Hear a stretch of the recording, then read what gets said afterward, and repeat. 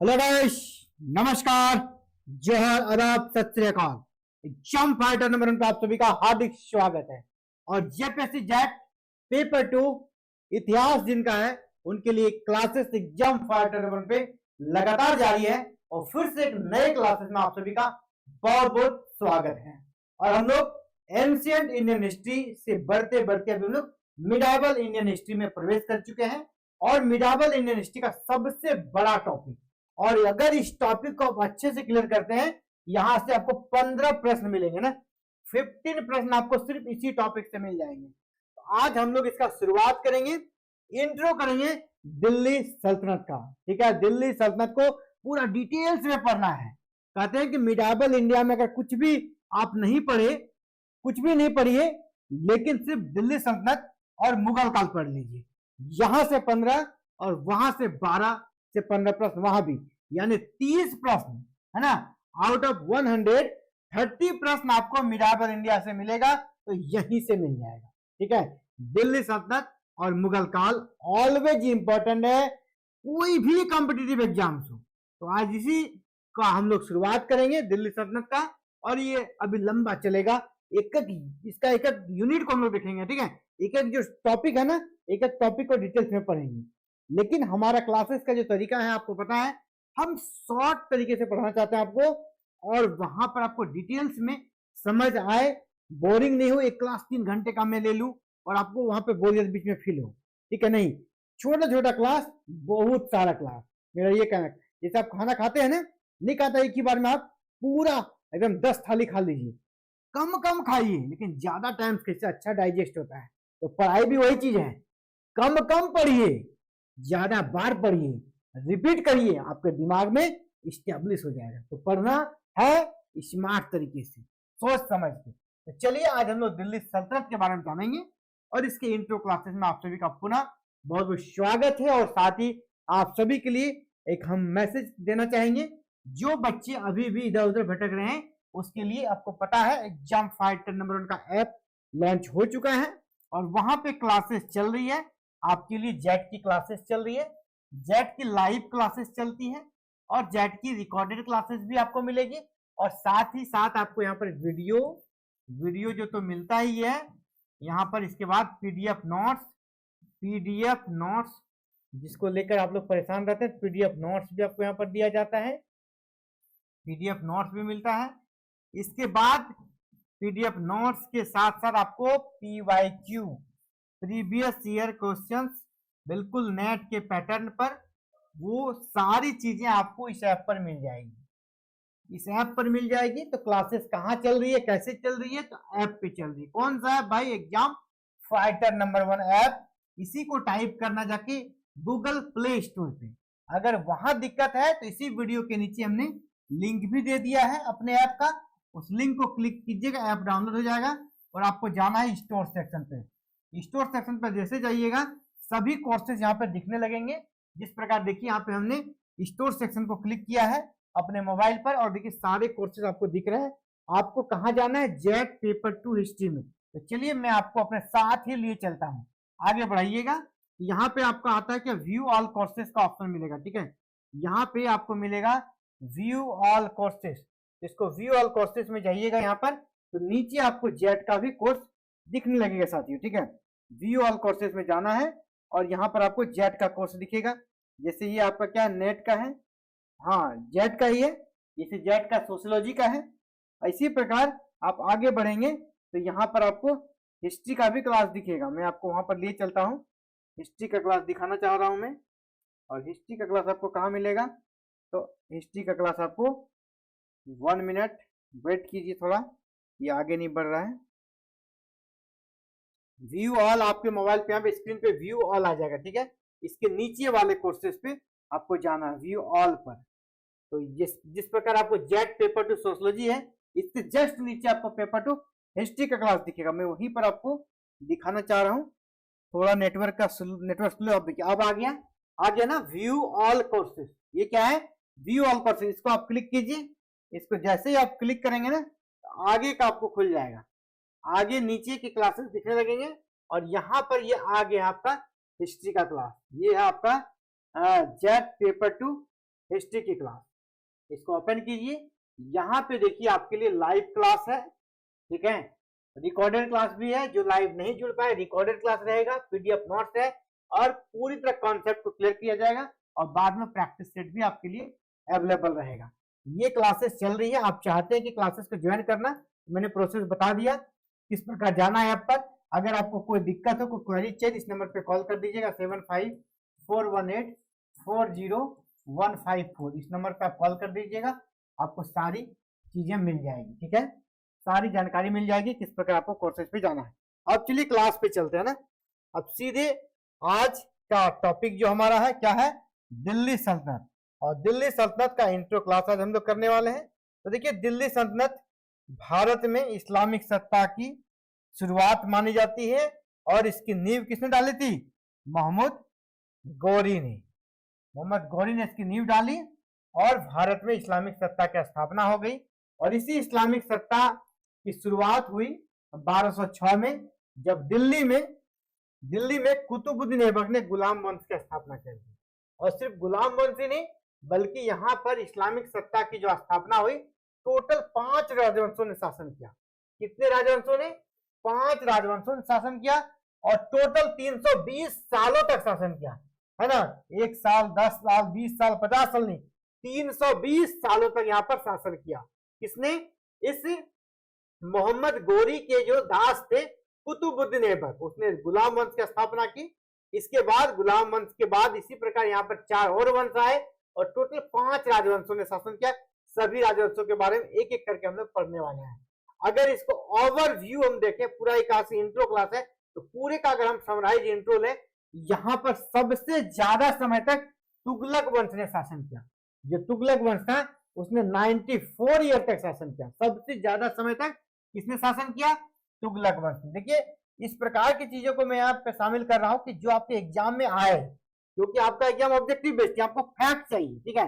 तो दिल्ली सल्तनत में कितने राजवंशों ने शासन किया, 5।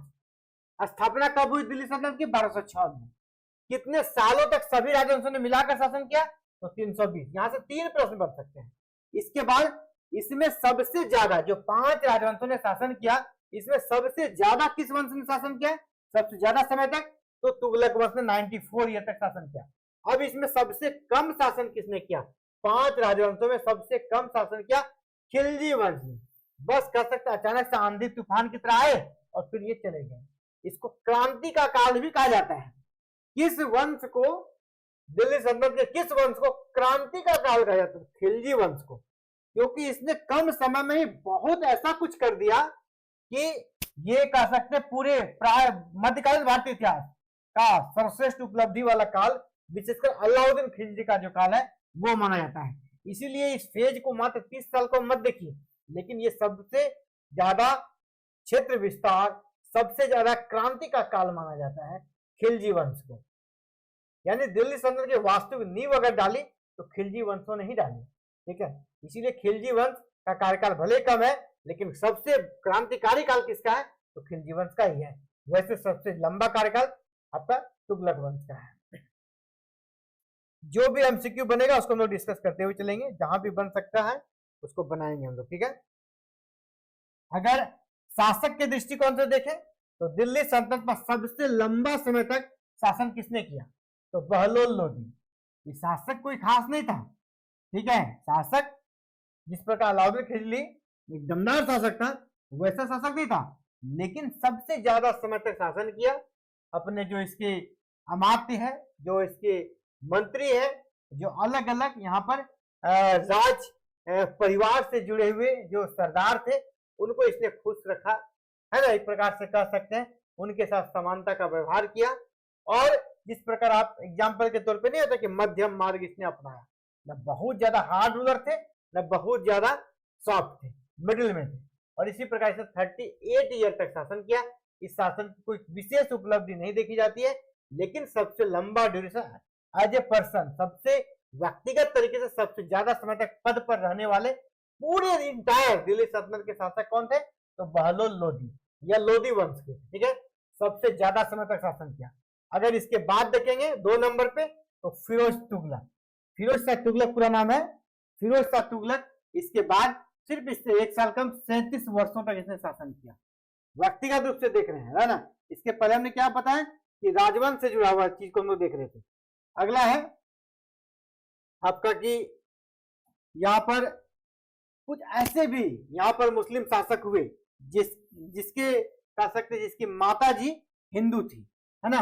क्योंकि आपको पता है दिल्ली सल्तनत हो या मुगल, उन शासकों ने हिंदू कन्याओं से विवाह किया, हिंदू लड़कियों से विवाह किया, और उनसे जो संतान उत्पन्न हुआ उसमें से कुछ ऐसे हैं जो कि दिल्ली के शासक बने, दिल्ली सल्तनत के सुल्तान बने। इसमें से पूछा जाता निम्नलिखित में से कौन था हिंदू मां के गर्भ से उत्पन्न शासक था। इसमें आपका नासिरुद्दीन खुसरो शाह, आप सिर्फ खुसरो शाह याद रखिएगा। खुसरो शाह अल्पकालिक कुछ समय के लिए शासक बने थे, लेकिन इसकी माता जी हिंदू थी, इसीलिए ये इंपॉर्टेंट बनता है। गियासुद्दीन तुगलक जो कि तुगलक वंश का संस्थापक था। तुगलक वंश वही वंश जिस वंश का कार्यकाल सबसे लंबा था 94 ईयर। इस वंश का जो संस्थापक था वो खुद एक हिंदू मां के गर्भ से उत्पन्न हुआ था। इसके बाद फिरोज तुगलक, दूसरा सबसे ज्यादा लंबा कार्यकाल रहा फिरोज तुगलक का, यह भी एक हिंदू मां के गर्भ से ही उत्पन्न हुआ था। सिकंदर लोदी बिल्कुल कट्टर था, है ना, बहुत ज्यादा कट्टर था यह, ठीक है, बहुत ज्यादा कट्टर था, कहा जाता है बहुत ज्यादा ही कट्टर था, लेकिन फिर भी जान लीजिए यह भी एक हिंदू मां के गर्भ से उत्पन्न हुआ था। अपने आप को ज्यादा इस्लाम के प्रति ज्यादा वफादारी दिखाने के लिए ये लोग और भी ज्यादा कट्टर हो गए थे। लेकिन याद रखिए 1 2 3 4 ये 4 शासक है हिंदू मां के गर्भ से उत्पन्न हुए थे। इन चारों का नाम आप नोट कर लीजिएगा। ऑब्जेक्टिव एग्जाम है, ऑब्जेक्टिव एग्जाम में ये सारे फैक्ट आपको याद होने चाहिए, है ना, बहुत जरूरी होता है। फैक्ट से ही आपको यहाँ पर बाजीगर आप कहलाएंगे, जिसके पास जितना फैक्ट याद है इतिहास में, विशेषकर एमसीक्यू बेस्ड में। अब सल्तनत काल में जिससे मैंने कहा कि साम्राज्य का बहुत विस्तार हुआ, इसकी नींव खिलजी वंश ने डाले, लेकिन इसका असली कह सकते हैं मजा किसने लिया, मोहम्मद बिन तुगलक, ठीक है। तुगलकों ने इसका सबसे ज्यादा एंजॉय किया और इसके काल में साम्राज्य का सबसे ज्यादा विस्तार हुआ। तो सल्तनत काल में सबसे बड़ा क्षेत्रीय विस्तार या सबसे बड़ा साम्राज्य किसका था, तो तुगलकों का था। और उसमें से पार्टिकुलर किस शासक का नाम, तो मोहम्मद बिन तुगलक। इसके बारे में हम लोग डिटेल पढ़ेंगे आगे, किस प्रकार का शासक था, किस प्रकार की नीतियां थी, वो आगे पढ़ेंगे। तो दिल्ली सल्तनत में सबसे बड़ा साम्राज्य किस शासक के शासनकाल में था, यानी दिल्ली सल्तनत का सबसे बड़ा क्षेत्रीय विस्तार, सबसे बड़ा क्षेत्रीय विस्तार किस शासक के शासनकाल में हुआ था, तो मोहम्मद बिन तुगलक के काल में हुआ था। इसके समय में कुल 23 प्रांत थे, कुल 23 प्रांत थे इसके समय में। दिल्ली सल्तनत का अंतिम, अगर पूछा जाएगा दिल्ली सल्तनत का अंतिम तुर्की सुल्तान कौन था, तो नासिरुद्दीन महमूद था, जो कि तुगलक वंश का भी अंतिम सुल्तान था। दिल्ली सल्तनत का अंतिम तुर्की, है ना, तुर्की सुल्तान, तुर्की वंश का, तुर्क वंश का सुल्तान कौन था, सुल्तान नासिरुद्दीन महमूद। ये पूछा जाएगा बिल्कुल डीपली जाके। दिल्ली सल्तनत का अंतिम शासक नहीं था, दिल्ली सल्तनत का जो अंतिम शासक बाद में कौन हो गए, लोधी, लोधी वंश हो गए। दिल्ली सल्तनत का जो अंतिम राजवंश था वो था लोधी वंश, लेकिन वो तुर्क नहीं थे। लोधी वंश क्या थे, अफगानी थे।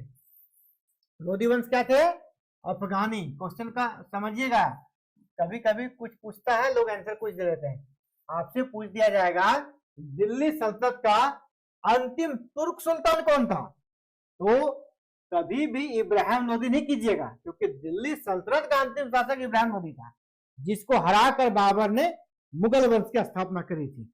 लेकिन वो इब्राहिम लोदी एक अफगानी था, है ना, अफगान वंश का था, अफगान वंश का था। तो दिल्ली सल्तनत का पूछा जाएगा अंतिम शासक तो इब्राहिम लोदी। लेकिन अगर वहां जोड़ दिया दिल्ली सल्तनत का अंतिम तुर्की शासक, तुर्की वर्ड जोड़ दिया, तो याद रखिएगा नासिरुद्दीन महमूद। इसमें बड़े बड़े कह सकते हैं कि यहाँ पर चकमा खा जाएंगे, अगर वो ध्यान नहीं देंगे, बड़े बड़े जो सुरमा है ना वो भी यहाँ पे चकमा खा जाएंगे इस क्वेश्चन में। याद रखिएगा, दो फैक्ट बता रहा हूं।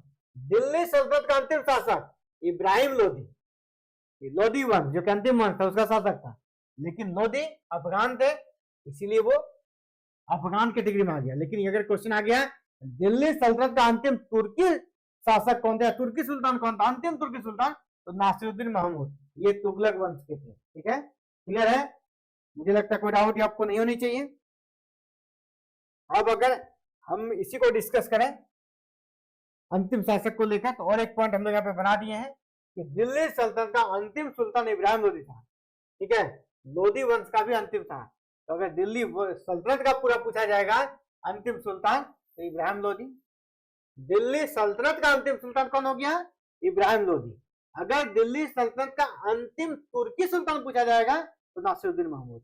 ठीक है, यह लोदी वंश का अंतिम सुल्तान था। इसी को हराकर बाबर ने मुगल वंश की स्थापना की थी।